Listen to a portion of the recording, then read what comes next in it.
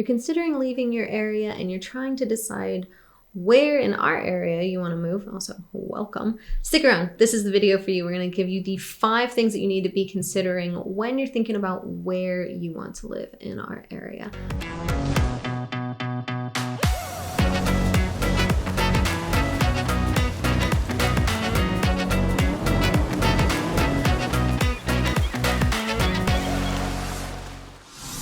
I'm AJ Baduke, and this is Andrew Iremonger. And we are with the Emerald Group right here on the Emerald Coast.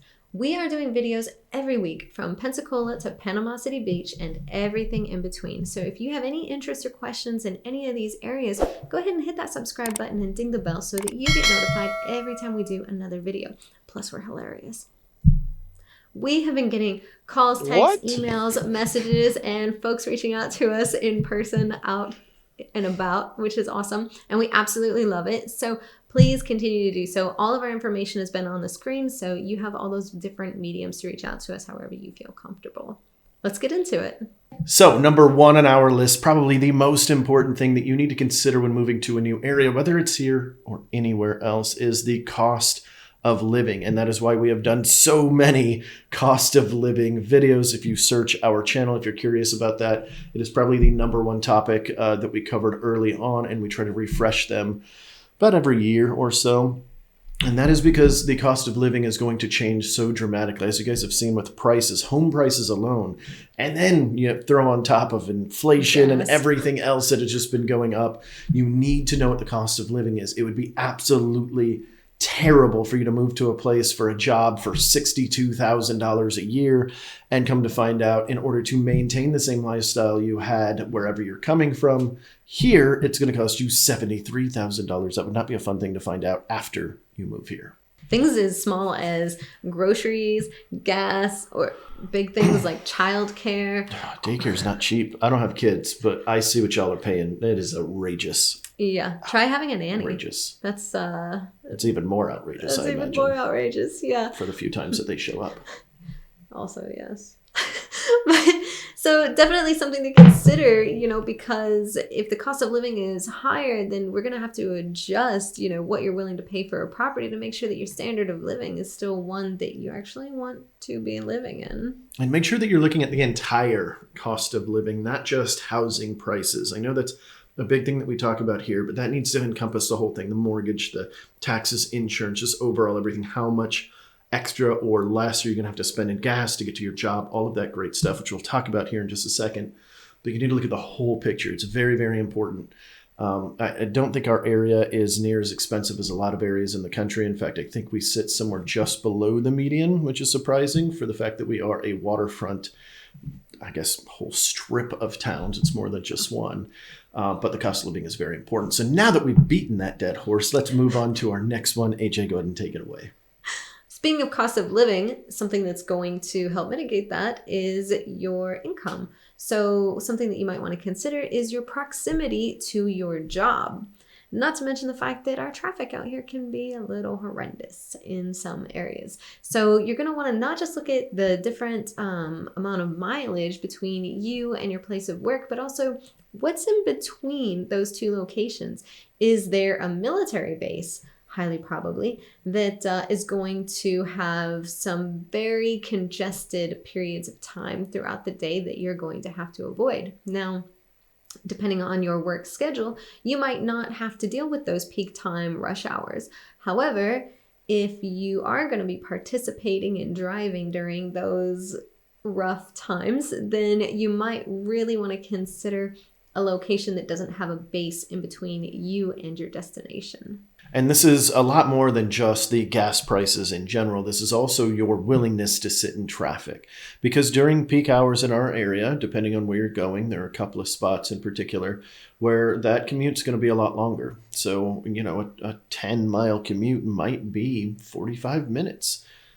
Depending on the time. Yeah, just depending on the time. So one tip that you can do is you can go onto Google at any time and you can actually put in your time of day that you want to travel and then look at it there. Go, okay, cool. What does this look like? And then how far out am I comfortable willing to sit in that traffic should I be at work coming home from that time?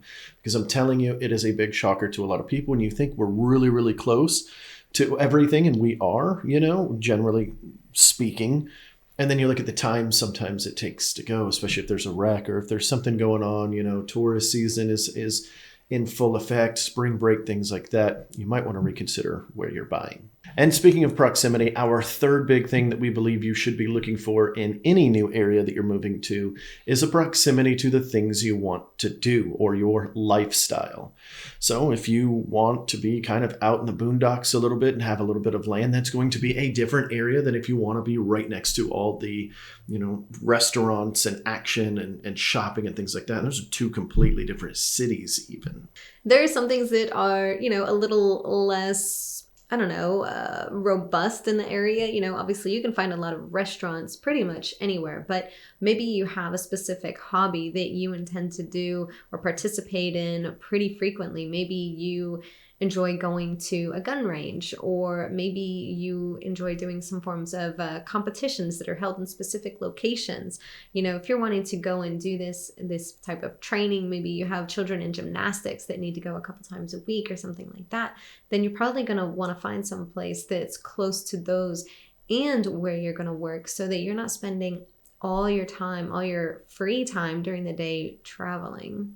And speaking of considering your drive time, if you are the type to drop your children off at school instead of having them take the bus, then that will lead us into our fourth big thing is, where is the school located? And you're going to want to consider this anyways, because you want to look at the actual school zones, see how they're rated, and decide for yourself which school in the area do you want to make sure that your child is in. Because once you switch those zones, things get a little bit more tricky. So you're going to want to be looking at things, are you looking at a public school or a private school? Are there specific subjects that you want to make sure are being taught to your children?